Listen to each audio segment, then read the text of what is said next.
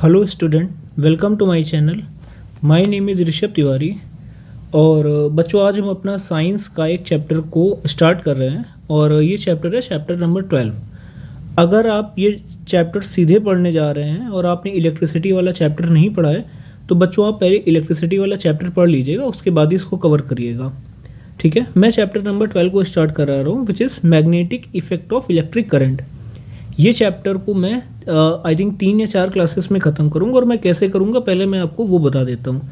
देखिए, जैसे इसमें पहला वाला दिया हुआ है 12.1, ये वाला जो 12.1 दिया है, मैं पहले 12.1 जो है पहले इसको मैं पढ़ाऊँगा, उसके बाद 12.2 को पढ़ाऊँगा, फिर 12.3 को, फिर 12.4 को। तो आपको लग रहा होगा कि ऐसे तो ये क्लासेस बेवजह ही बड़ी हो रही, क्योंकि 12.1 तो ज़्यादा बड़ा नहीं है, 12.2 थोड़ा सा बड़ा है, इस तरह से। लेकिन मेरा कराने का इसका मतलब ये है कि जैसे मान लीजिए आपको फ्यूचर में कभी भी किसी कॉन्सेप्ट में जैसे 12.1 में दिक्कत आई है तो आप उस पर्टिकुलर वीडियो को उठा करके सीधे देख लीजिए, तो उससे आपका वाला कॉन्सेप्ट जो है वो क्लियर हो जाएगा। इस वजह से मैं इसको हर पार्ट में 4 पार्ट में इसको पूरा कवर करूँगा। उसके बाद बच्चों, मैं इससे रिलेटेड जो भी हमारे पिछले जो बोर्ड्स में क्वेश्चन आए हुए हैं उन क्वेश्चन का भी कंपाइलेशन बना करके आप लोग को वीडियो के थ्रू प्रोवाइड कर दूंगा, ताकि आप उसको अपने स्टाइल में उसको लिखिए और फिर एक दिन में उनके जो आंसर्स हैं उनका भी रिटर्न जो होगा वो भी मैं आपको प्रोवाइड कर दूंगा, अगर आप मुझसे बोलेंगे तो। फिलहाल मैं स्टार्ट करता हूँ अपना chapter number 12, which is magnetic effect of electric current. बच्चों, चैप्टर बहुत ही आसान है, पढ़ने में बहुत ही मज़ेदार है। आप अगर इसको समझ के पढ़ेंगे तो बहुत ही अच्छा लगेगा। चलिए चालू करते हैं। मैं एकदम वर्ड टू वर्ड पढ़ाऊँगा, समझाता जाऊँगा, तो आप लोग भी इसको सुनते रहिएगा। पहला, in the previous chapter on electricity we learn about the heating effect of electric current. कह रहा पिछले जो चैप्टर हमारा इलेक्ट्रिसिटी का था उसमें हम लोगों ने इलेक्ट्रिसिटी की वजह से जो हमारा हीटिंग इफेक्ट आ रहा था करंट की वजह से, उसको हमने पढ़ा था। मैं एक बार थोड़ा सा रिवाइज करा देता हूँ। हीटिंग इफेक्ट क्या था कि जैसे मान लीजिए मेरा कोई वायर ये जा रहा है और इसमें कोई भी करंट जो है मेरी वो फ्लो हो रही है। ठीक है, मैं पेन का थोड़ा साइज छोटा कर लेता हूँ। ओके, ये मेरी करंट, ये मेरा वायर जा रहा था ये, और इसमें मेरी करंट आई फ्लो हो रही थी। अब जब ये करंट आई फ्लो होगी और इस वायर का रेजिस्टेंस है आर, तो जितने टाइम तक ये करंट हमारी फ्लो होगी तो हमारा जो तार होगा उसमें कुछ ना कुछ उसकी वजह से, करंट की वजह से एक हीट इफेक्ट आ जाएगा। और उसके लिए बच्चों हम लोगों ने उसमें लास्ट लेक्चर उसमें चैप्टर में एक फॉर्मूला भी पढ़ा हुआ था, which is H = I² RT, यानी कितनी करंट फ्लो हो रही है, रेजिस्टेंस कितना और कितने टाइम तक फ्लो हो रही है, उसकी वजह से हमारा हीट जो है वो कितनी जनरेट हुई। ये हम लास्ट क्लास में पढ़ चुके थे, यही वो उसने मैं बताया हुआ है। यानी अभी तक हम लोगों ने करंट की एक प्रॉपर्टी देखी कि अगर वो फ्लो हो रहा है तो उसकी वजह से एक हीटिंग इफेक्ट जो है वो जनरेट होगा, कुछ ना कुछ हीट जनरेट होगी।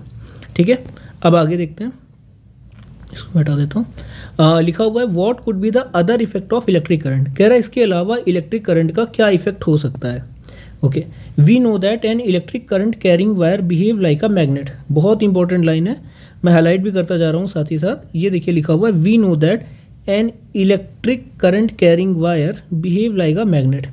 यानी कि अगर किसी भी मेरा जैसे ये वायर है, इसमें हमारी एक करंट फ्लो हो रही है, ये करंट मेरी फ्लो हो रही है, तो ये जो मेरा वायर है ये एक मैग्नेट की तरह भी बिहेव करेगा। अब मैग्नेट तो बच्चों आप लोग को पता है, आप लोगों ने बचपन में भी मैग्नेट देखे होंगे कि मैग्नेट का काम क्या होता है। ऐसे कोई भी मैग्नेट जैसे दिया हुआ है, ये एक बार मैग्नेट है, तो मैग्नेट का काम क्या होता है कि कोई भी आयरन रिलेटेड जितने भी पार्टिकल उनको अपनी तरफ अट्रैक्ट कर लेता है। यही मेरा मैग्नेट का काम होता है। तो बिल्कुल उसी तरह ही का मैग्नेट है, कोई इसमें अलग नहीं है कि कोई भी वायर जिसमें करंट हमारी फ्लो हो रही होगी वो भी एक मैग्नेट की तरह बिहेव करेगा। आगे बढ़ते हैं। आगे बच्चों इसमें लिखा हुआ है let us perform the following activity to reinforce it. कह रहा है चलो एक एक्टिविटी करके उसको देखते हैं। एक्टिविटी 12.1 पढ़ते हैं। देखिए, मैं एक्टिविटी इसलिए पढ़ा रहा हूँ क्योंकि आपके बोर्ड एग्जाम में एक्टिविटी से रिलेटेड भी क्वेश्चन बहुत ज़्यादा आते हैं, तो उसको भी ध्यान से ही पढ़ा करिए। पहला क्या लिखा हुआ है, take a straight thick copper wire. एक हमें कॉपर वायर लेना है, it between the point X and Y in an electric circuit. अब ये देखिए, ये जो हमारा फिगर बना हुआ है ना, मैं दिखाता हूँ, ये वाला, ये जो हमारा फिगर बना हुआ है, इसमें ये जो है ये हमारा एक पूरा सर्किट बना हुआ है। ठीक है, और इस सर्किट में ये जो पार्ट है ये वाला, ये उन्होंने एक XY मेरा कॉपर का एक वायर जो है इसको मैंने लगा दिया हुआ है एक इलेक्ट्रिक सर्किट में, जैसा इन्होंने फिगर 12.1 में ये दिखाया हुआ है। The wire XY is kept perpendicular to the plane of paper. अब हमने जो वायर एक्स वाई लिया है उसको ऐसे रखा है कि एक पेपर के प्लेन के परपेंडिकुलर हो, यानी 90 डिग्री एंगल से बनाता हो। Second point, horizontally place a small compass near to the copper wire, see the position of its needle. कह रहा अब हमने इसकी जो कॉपर वायर है इसके पास ये देखिए हमने यहाँ पर एक ये अपना कंपास है उसको रखा हुआ है, और कह रहा उसकी जो निडल की पोजीशन है उसको देखिए।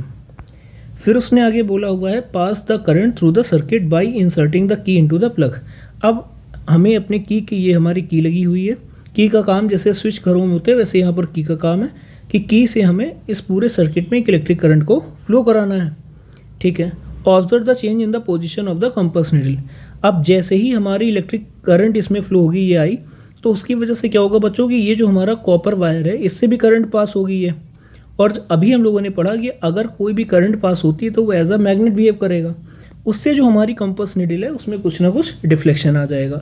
तो इससे बेसिकली ये हमें ये प्रूव कराने को बता रहे हैं कि कैसे हम लोग ये जाने कि कोई भी इलेक्ट्रिक करंट की वजह से उसमें मैग्नेटिक इफेक्ट आ जाता है। ठीक है, अब बच्चों मैं थोड़ा सा आउट ऑफ द बॉक्स जाके आपको जो कंपास नीडल होती है उसके बारे में थोड़ा बता दूं कि वो चीज़ कैसे वर्क करती है। तो देखिए मैंने अपनी तरफ से इमेज ऐड करी हुई है, ये हमारी कंपास नीडल है। कंपास नीडल का काम ये होता है कि जैसे जो लोग अपना बाहर जाते हैं, सी वगैरह में रूट में रहते हैं या कोई ट्रैवल करने जाते हैं, तो वो अपने साथ इस टाइप की एक नीडल को रखते हैं। इसका काम होता है कि डायरेक्शन बताना, हमारा नॉर्थ साउथ ईस्ट वेस्ट जहाँ पर है वो डायरेक्शन कैसी है, कैसे काम करती है। उसमें ये जो आप देख रहे हैं ना, जिसको ये मैं हाईलाइट कर रहा हूँ, ये चीज़, ये जो मेरी नीडल है ये एक मैग्नेट होता है। अब हमारी अर्थ बच्चों आप जानते ही अर्थ होती है, इसमें ये नॉर्थ होता है और ये साउथ होता है। तो जो अर्थ का नॉर्थ पोल है उसकी तरफ इसकी ये जो मैग्नेट नीडल वाला लगा है इसका साउथ पोल उस तरफ अट्रैक्ट हो जाता है और साउथ की तरफ नॉर्थ वाला, तो इससे हमें डायरेक्शन पता चल जाती है। बस ये मैंने जस्ट आपको कंपास नीडल वर्क कैसे करती है और क्या चीज़ होती है ये मैंने बता दिया, अगर किसी को नहीं पता है तो। अब आगे बढ़ते हैं बच्चों। वी सी दैट, हमने देखा द निडल इज डिफ्लेक्टेड, कि जो हमारी ये वाली निडल थी ये वाली, ये डिफ्लेक्ट हो गई, यानी इसमें कुछ ना कुछ मूवमेंट हुआ। वॉट डज इट मीन्स, इसका क्या मतलब हुआ? इट मीन्स दैट, इसका मतलब हुआ that the electric current through the copper wire has produced a magnetic effect. ये देखिए मैं इसको हाईलाइट कर देता हूँ कि the electric current through the copper wire has produced a magnetic effect, यानी इलेक्ट्रिक करंट की वजह से कॉपर वायर में एक मैग्नेटिक इफेक्ट जनरेट हो गया। दस वी कैन से दैट, तो हम कह सकते हैं electricity and magnetism are link to each other. बहुत ही अच्छा पॉइंट है। तो हम कह सकते हैं कि इलेक्ट्रिसिटी और मैग्नेटिज्म एक दूसरे से लिंक हैं, यानी इलेक्ट्रिसिटी की वजह से मैग्नेटिज्म हो सकता है, और क्या मैग्नेटिज्म की वजह से इलेक्ट्रिसिटी हो सकती है, ऐसा हमारी दूसरी लाइन कह रही है कि then what about the reverse possibility of an electric effect of moving magnet. तो कह रहा है रिवर्स, इसकी रिवर्स पॉसिबिलिटी क्या है, क्या कोई मैग्नेट, कोई अगर मूविंग मैग्नेट है तो उसकी वजह से क्या इलेक्ट्रिसिटी जनरेट हो सकती है, ये पूछ रहा कि ऐसा हो सकता है। तो यस बच्चों, इसका ये आंसर यस है, क्योंकि हमारा जो जनरेटर होता है वो इसी प्रिंसिपल पर काम करता है कि उसमें एक मूविंग मैग्नेट होता है जिसकी वजह से हमारी इलेक्ट्रिसिटी जनरेट होती है। आगे बढ़ते हैं बच्चों, यहाँ से ध्यान से देखते रहिएगा आप लोग भी अपनी नोटबुक में। इन दिस चैप्टर, इस चैप्टर में we will study magnetic fields and such electromagnetic effect. इस चैप्टर में हम मैग्नेटिक फील्ड के बारे में पढ़ने वाले हैं और सच इलेक्ट्रोमैग्नेटिक इफेक्ट, और वो जो इलेक्ट्रोमैग्नेट हुआ है उसके इफेक्ट के बारे में। We shall also study about the electromagnet which involve the magnetic effect of electric current, और हम लोग ये भी पढ़ रहे हैं कि इलेक्ट्रोमैग्नेट जो इन्वॉल्व था magnetic effect of electric current की वजह से, उसमें मतलब क्या क्या चेंजेस होते हैं इनके बारे में पढ़ने वाले हैं। उससे पहले जरा हम ये क्रिश्चियन ओरस्टेड इनके बारे में जान लेते हैं। Hans Christian Oersted one of the leading scientist of the 19th century, ये 19th सेंचुरी के लीडिंग साइंटिस्ट थे। इनका सबसे ज़्यादा जो रोल था वो इलेक्ट्रोमैग्नेटिज्म में इन्हीं का सबसे ज़्यादा रोल है, इन्होंने ही काफ़ी सारी चीज़ें में बताई हुई हैं। In 1820 he accidentally discovered that a compass needle got deflected when an electric current passed through the metallic wire placed nearby। तो इन्होंने एक बार अपने आप ऐसे देखा कि कहीं से भाई इलेक्ट्रिक करंट कोई वायर से पास हो रही होगी, तो इन्होंने देखा कि उसके पास जो हमारी कंपास निडल है उसमें कुछ ना कुछ डिफ्लेक्शन हो गया, तो इससे उनको इस चीज़ का पता चला। और ये कब पता हुआ था? 1820 के अराउंड, ठीक है, तो आज से लगभग 200 साल पहले। His research later created technologies such as the radio, television and fiber optics। उनके इस रिसर्च की वजह से क्या क्या चीज़ें देखिए क्रिएट हुई हैं, हमारा रेडियो, टेलीविज़न और फाइबर ऑप्टिक्स इसी से क्रिएट हुआ है, इसी वजह से। The unit of magnetic field strength is name the oersted in his honour, और इनके नाम पर जो हमारी यूनिट है मैग्नेटिक फील्ड की उसको भी रखा गया ओवरस्टेड। ठीक है बच्चों, आगे बढ़ते हैं। अब हमारा स्टार्ट होता है 12.1 विच इज़ अब magnetic field and field lines, यानी इस टॉपिक में हम मैग्नेटिक फील्ड क्या होती है और फील्ड लाइन क्या होती है इसके बारे में पढ़ने जा रहे हैं। तो चलिए बच्चों आगे बढ़ते हैं। We are familiar with the fact that a compass needle gets deflected when brought near a bar magnet, यानी हम लोग बहुत ज़्यादा फैमिलियर हैं कि जब एक कंपास निडल को डिफ्लेक्ट हो जाती है जब उसको हम एक बार मैग्नेट के पास लाते हैं। यानी जैसे मान लो ये मेरा एक बार मैग्नेट, तो बच्चों आपने देखा होगा इस टाइप का जो मैग्नेट होता है, जो एक जस्ट लाइक एक स्टिक टाइप का छोटा सा पार्ट हो मैग्नेट का, अगर उसके पास हम अपने कंपास निडल लाते हैं तो वो थोड़ा सा डिफ्लेक्ट हो जाती है, कुछ ना कुछ उसमें मूवमेंट आ जाती है। ठीक बात है, भी समझ में आ गई। अ compass needle is in fact a small bar magnet, अच्छी लाइन है कि जो हमारी कंपास निडल होती है वो भी एक स्मॉल बार मैग्नेट की तरह बिहेव करती है। मैंने ऊपर बताया कि उसकी जो निडल होती है वो खुद भी एक मैग्नेट होती है। The ends of the compass needle point approximately towards north and south direction, यानी जो कंपास निडल जो है हमारी, उसके जो एंड है वो नॉर्थ और साउथ डायरेक्शन की तरफ पॉइंट करते हैं। The end point towards the north is called north seeking और नॉर्थ पोल, जो एंड पॉइंट है जो नॉर्थ की तरफ दिखा रहा है वो हमारा नॉर्थ पोल को बता रहा है। The other and that point towards south is called the south seeking और साउथ पोल, और जो दूसरा जो कंपास निडल का एंड है जो साउथ की तरफ उसको बता रहा है वो हमारा साउथ पोल को बता रहा है। Through various activities we have observe that like poles repel while unlike poles of magnet attract each other. कह रहे हम लोग बहुत सारे एक्टिविटी में चीज़ देख चुके हैं कि जो लाइक पोल्स होते हैं, इसको मैं हाईलाइट कर देता हूँ, that like poles repel while unlike poles of magnet attract each other. क्या मतलब हुआ इसका? जैसे मान लो मेरे सामने ये दो मेरे मैग्नेट हैं, एक ये मैग्नेट है एक ये मैग्नेट है, ठीक है। ये इस मैग्नेट में दो पोल होते हैं बच्चों, एक नॉर्थ होता है एक साउथ होता है। वैसे इसके भी दो पोल होंगे, एक नॉर्थ होगा साउथ होगा। तो अगर ये देखिए सेम पोल को मैं पास ला रहा हूँ, इसको पास ला रहा हूँ, तो जब मैं सेम पोल को एक तरफ लाऊंगा तो ये दोनों हमारे रिपल करेंगे। रिपल करने का मतलब ये उधर भागेगा और ये वाला उधर भागेगा, तो ये रिपल्शन हो गया। सेकेंड केस क्या हो सकता है? सेकेंड केस बच्चों हो सकता है कि जैसे मान लो ये फिर से हमारे दो मैग्नेट है, ये इसका नॉर्थ पोल है ये साउथ पोल है, इसका नॉर्थ पोल है ये साउथ पोल है। अब देखिए बच्चों ये जो पोल हैं ये अलग हो गए, इससे पहले नॉर्थ नॉर्थ थे, अब ये साउथ हो गया और ये वाला नॉर्थ हो गया। अब जब इनको हम पास लाएंगे तो इनके जो पोल हैं वो एक दूसरे के पास आना चाहेंगे, यानी यही यहाँ पर लिखा हुआ है कि अनलाइक पोल्स जो होते हैं, यानी जो दूसरे पोल होते हैं वो एक दूसरे को अट्रैक्ट करते हैं, और जो लाइक पोल्स होते हैं मतलब एक जैसे नॉर्थ नॉर्थ है या साउथ साउथ है वो एक दूसरे को रिपल करेंगे। ठीक है। अब उसके बाद बच्चों हमारा यहाँ पर क्वेश्चन दिया हुआ है कि why does the compass needle get deflected when brought near a bar magnet. कह रहा क्या ऐसा क्यों होता है जब हम कंपास निडल को पास लाते हैं किसी बार मैग्नेट के। तो अभी हम लोगों ने इसमें पढ़ा कि हमारा जो एक कंपास निडल होती है वो भी एक मैग्नेट की तरह होती है ना, वो भी एक मैग्नेट है एक बार मैग्नेट की तरह, और जो बार मैग्नेट है वो तो एक मैग्नेट है ही। तो अगर मान लीजिए कि कंपास निडल का जो बार मैग्नेट है उसका पोल और उसका पोल सेम हुआ, ये भी नॉर्थ ये भी नॉर्थ, तो ये दोनों एक दूसरे को रिपल करेंगे, और अगर ये अपोजिट हुआ तो ये एक दूसरे के पास आएंगे, तो कुछ ना कुछ डिफ्लेक्शन तो होगा ही उसमें, ये इसका आंसर हो जाएगा। अब आते हैं एक्टिविटी 12.2 की तरफ। अब इसको बच्चों पढ़ते हैं जरा। दिया है बच्चों, fix a sheet of white paper on a drawing board, कि एक ड्राइंग बोर्ड पे हमें एक वाइट पेपर की सीट को फिक्स करना है using some adhesive material. Adhesive मतलब उससे कुछ चिपक जाए ऐसे मटेरियल से। Place a bar magnet in the centre of it, उसके बीच में एक जैसे ये देखिए बार मैग्नेट को ऐसे हमने रखा हुआ है। Sprinkle some iron filing uniformly about the bar magnet, अब इसके बार मैग्नेट के चारों तरफ ऐसे आयरन फिलिंग को हमें स्प्रिंकल कर देना है, मतलब बिखेर देना है। Now tap the board gently, what do you observe. कह रहा अब हमें जो ये बोर्ड है ना, मतलब ये जो हमने उसमें वाइट पेपर लगा के करा था उसको धीरे धीरे में टैप करना है, और कह रहा हमने क्या देखा। ठीक है, देखिए फिगर के नीचे लिखा हुआ है कि iron filing near the bar magnet aligning themselves along the field line. चलो पढ़ते, पहले इसको पढ़ते तभी समझ में आएगी लाइन। लिखा है the iron filing arrange themselves in a pattern as shown figure 12.2।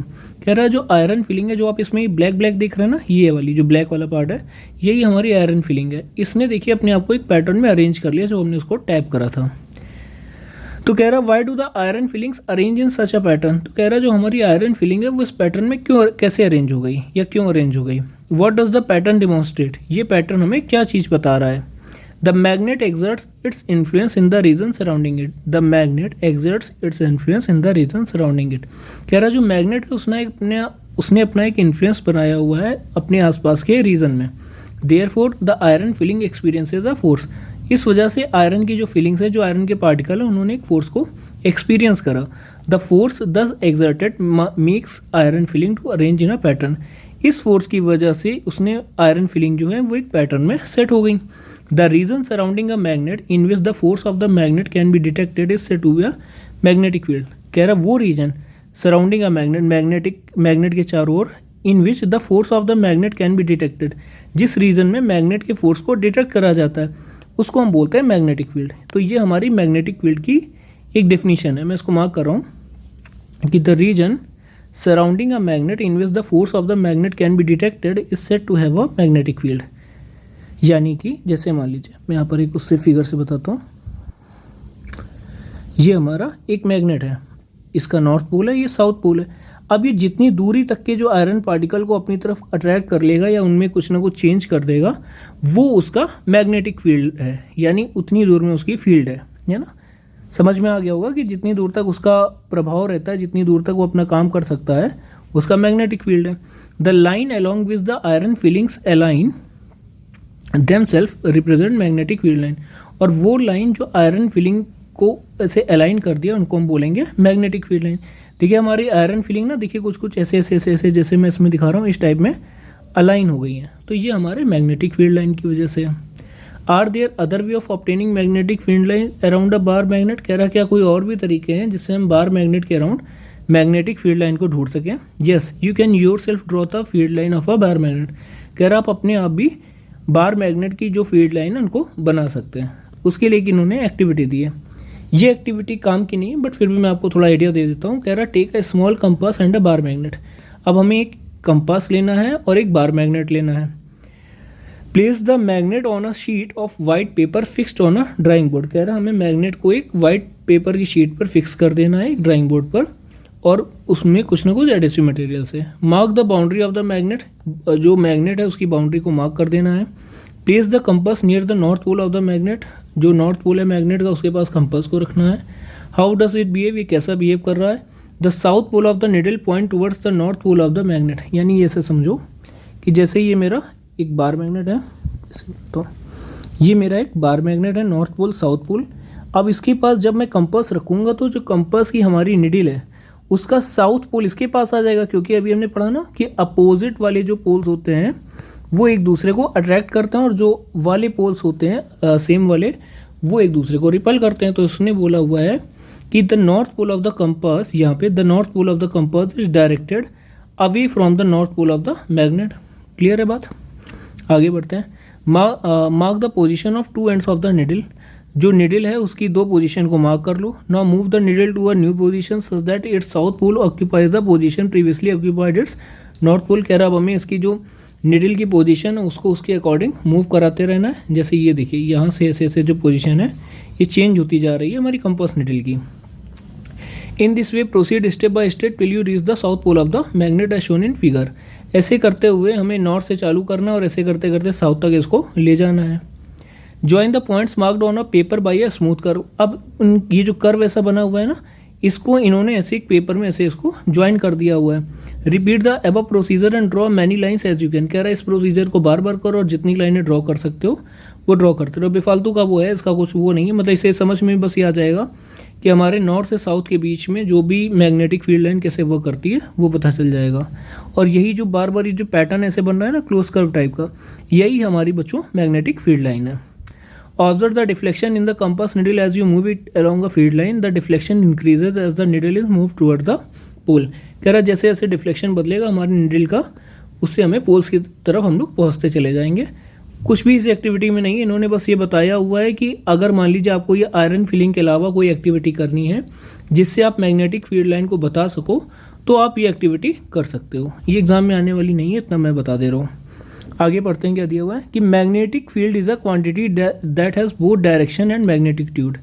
अब ये जो इस पैराग्राफ है तो छोटा था लेकिन इसमें काफ़ी सारी इंपॉर्टेंट चीज़ें हैं जो मैं हाईलाइट कर रहा हूँ. मैं चाहता हूँ बच्चों आप भी इसको अपनी बुक में हाईलाइट करते रहना ताकि एग्ज़ाम के टाइम पे आप केवल यही पार्ट पढ़ के रिवीजन कर सकते हो.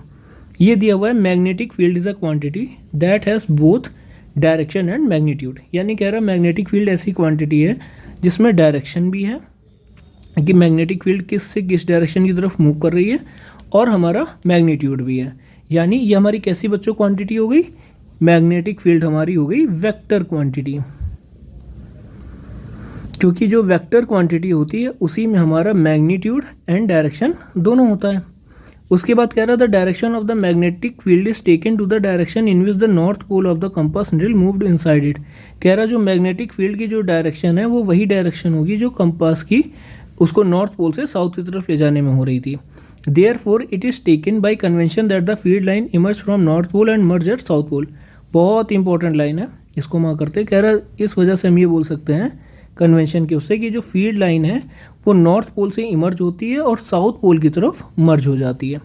अब देखिए ये वाला फिगर 12.4, ये अच्छा फिगर है। इसमें क्या है कि ये हमारा एक बार मैग्नेट है जिसमें ये इसका नॉर्थ पोल है, इसका साउथ पोल है। अब इसमें देखिए हमारी जो मैग्नेटिक फील्ड लाइन है वो कहाँ से, नॉर्थ से चालू हो रही है और साउथ की तरफ मर्ज हो रही है, यानी नॉर्थ से इमर्ज होगी, इमर्ज मतलब निकलना, और मर्ज का मतलब साउथ में जा कर के मिल जाएगी। सारी लाइनों की डायरेक्शन देखिए, चाहे वो हमारी नीचे से हो या ऊपर से, सबकी डायरेक्शन ये है कि नॉर्थ से निकलेगी और साउथ में मर्ज हो जाएगी। यही यहाँ पर ये पॉइंट लिखा हुआ है। Inside the magnet the direction of magnetic field is from its south pole to its north pole. ये भी बहुत अच्छी लाइन, ऐसे भी क्वेश्चन बहुत सारे आ सकते हैं। देखिए मैं एक मैग्नेट बनाता हूँ यहाँ पर, इसको पहले मैं हटा दे रहा हूँ। ये जैसे मैंने एक मैग्नेट बनाया, ये इसका नॉर्थ पोल है, ये साउथ पोल है। अगर मैं बाहर की बात करूँ तो जो डायरेक्शन होगी वो नॉर्थ से साउथ की तरफ होगी मैग्नेट की, लाइक दिस, ठीक है। और मैग्नेट के अंदर जो हमारी मैग्नेटिक फील्ड की डायरेक्शन होगी वो साउथ से नॉर्थ की तरफ होगी, यानी मैग्नेट में जो अंदर की डायरेक्शन होगी वो साउथ से लेकर के नॉर्थ की तरफ जाएगी। इतना ठीक है। Thus the magnetic field lines are close curve, यानी कि जो हमारे मैग्नेटिक फील्ड लाइंस होते हैं वो एक क्लोज कर्व होते हैं, यानी वो जो कैसे कर्व होते हैं, पूरे बंद कर्व होते हैं ऐसे। क्लियर है। The relative strength of the magnetic field is shown by the degree of closeness of the field line. बहुत ही अच्छी लाइन लिखी हुई है, इसको मैं समझाता हूँ। कह रहा जो रिलेटिव स्ट्रेंथ होती है मैग्नेटिक फील्ड की वो degree of closeness of field line से, यानी जैसे आप ये वाले फिगर में देखिए, यहाँ पर देखिए इस पोल पे, ये वाले पोल पे और ये वाले पोल पे कितनी सारी लाइनें आकर के मिल गई हैं, यानी जितनी पास पास हमारी लाइनें होंगी उतना ज़्यादा स्ट्रॉन्ग मैग्नेटिक फील्ड का जो फोर्स होगा लाइन का वो उतना ही स्ट्रॉन्ग होगा, और जितनी दूर दूर होती चली जाएंगी उतना ही हमारा जो मैग्नेटिक फोर्स है वो कम होता चला जाएगा। क्लियर है बात। The field is stronger, that is the force acting on the pole is another magnet place is greater where the field lines are crowded. यही लिखा हुआ है कि जहाँ पर भी हमारी फील्ड लाइन बहुत ज़्यादा क्राउडेड होगी वहाँ पर हमारा जो मैग्नेटिक फोर्स होगा वो बहुत ज़्यादा होगा, और जहाँ पर भी ये बहुत ज़्यादा ऐसे स्पार्स हो जाएंगी, बहुत ज़्यादा दूर दूर होंगी, यहाँ पर हमारा मैग्नेटिक फील्ड लाइन का जो फोर्स होगा वो कम होगा। Clear. No two field line are found to cross each other. कह रहा कोई भी हमारी दो फील्ड लाइन ऐसी नहीं हो सकती जो एक दूसरे को कट कर दें। ऐसा नहीं हो सकता कि ये लाइन इससे टच होते हुए यहाँ आ जाए, ऐसा नहीं। सब अपने ही पाथ को फॉलो करेंगे, क्लोज कर्व को, कोई भी लाइन एक दूसरे को कट करके नहीं जा सकती। क्लियर है बच्चों। फिर आगे आते हैं।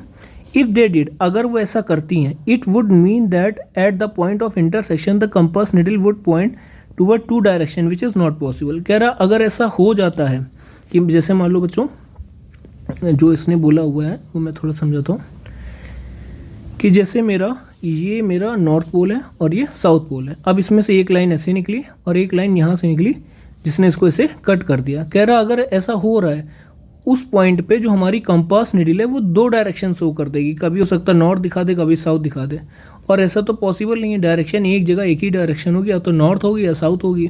तो कह रहा ये चीज़ तो कभी पॉसिबल हो ही नहीं सकती है, इसीलिए कभी भी जो हमारी फील्ड लाइन है ये एक दूसरे को कभी भी कट नहीं करती हैं। सो अभी तो हम लोगों ने 12.1 तक ये चीज़ें पढ़ ली हुई हैं। आई होप बच्चों आपको समझ में आया होगा। कोई भी लाइन मैंने ऐसी नहीं कि जिसको मैंने छोड़ दिया और सही से एक्सप्लेन ना करा हो। जो भी इंपॉर्टेंट लाइन थी उनको मैंने हाईलाइट कर दिया और उन पे बहुत जोर देके मैंने समझाया है। तो आप ज़रूर इसको अच्छे से आप भी अपनी बुक में हाईलाइट करिएगा और इसको समझिएगा, और कोई भी दिक्कत हो तो आप मुझे बताइएगा कमेंट सेक्शन में। थैंक यू सो मच बच्चों।